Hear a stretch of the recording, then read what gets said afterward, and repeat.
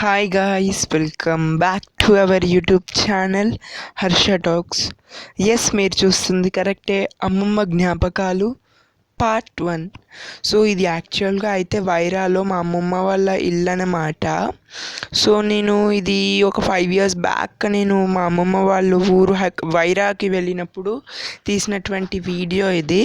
So యాక్చువల్గా నేను ఇప్పుడు ఇది హోమ్ టూర్గా అప్లోడ్ చేయాలి, కానీ కొన్ని రీజన్స్ వలన అది హోమ్ టూర్గా కాకుండా ఒక ఎమోషనల్ వ్లాగ్గా అప్లోడ్ అవుతుంది గైస్.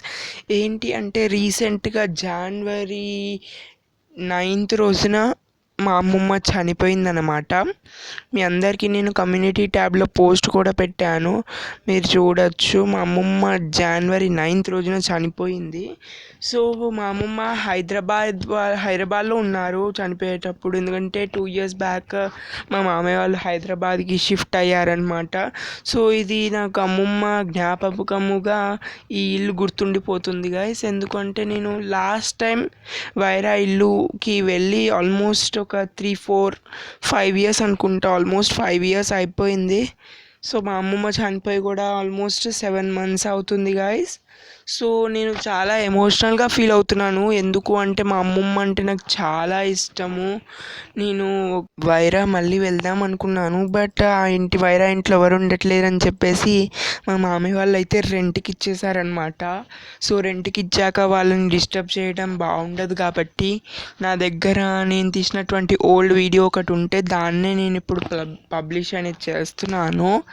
సో యాక్చువల్గా అయితే ఇది మా తాతగారు కట్టించినటువంటి ఇల్లు. నేను పుట్టకముందే మా తాతయ్య చనిపోయాడనమాట.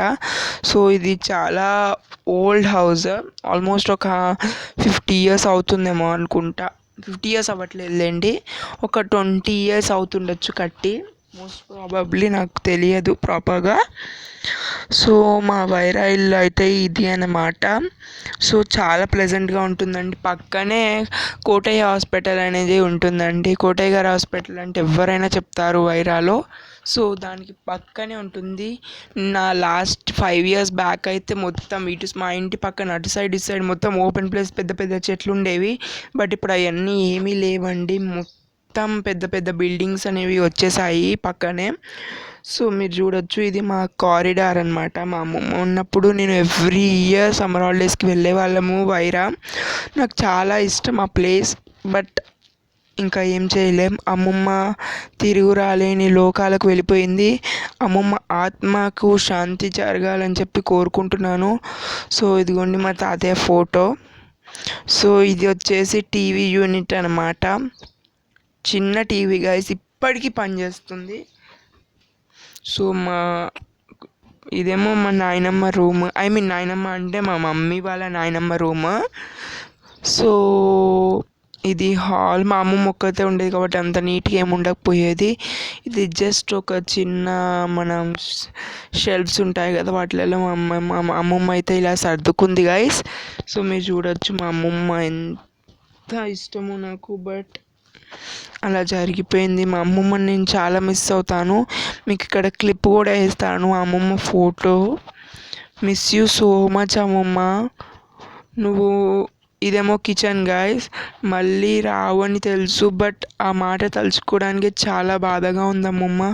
Miss you so much, love you అమ్మమ్మ. సో ఇది వచ్చేసి మా అమ్మమ్మ వాళ్ళ ఫ్రిడ్జ్ అంత బాగాలేదండి, నీట్గా మెయింటైన్ చేయట్లేదు మా అమ్మమ్మ అప్పుడు.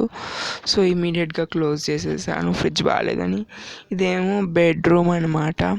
సో నేను బెడ్రూమ్ నేమ్ అంతగానం సర్దలేదు గైస్, జస్ట్ క్యాజువల్గా చూపించేశాను. So sorry. అదేమో డ్రెస్సింగ్ టేబుల్. సో ఇది వచ్చేసి మా అమ్మమ్మ వాళ్ళ బట్టలు పెట్టుకునేటటువంటిది. సో ఇదేమో డైనింగ్ టేబుల్ గైస్. మా పూజ గదిని కూడా చూపిస్తాను, చూడొచ్చు. ఇది మా అమ్మమ్మ వాళ్ళ చిన్న బుజ్జి పూజ గది, రోజు దీపారాధన చేసేది మా అమ్మమ్మ ఉన్నప్పుడు.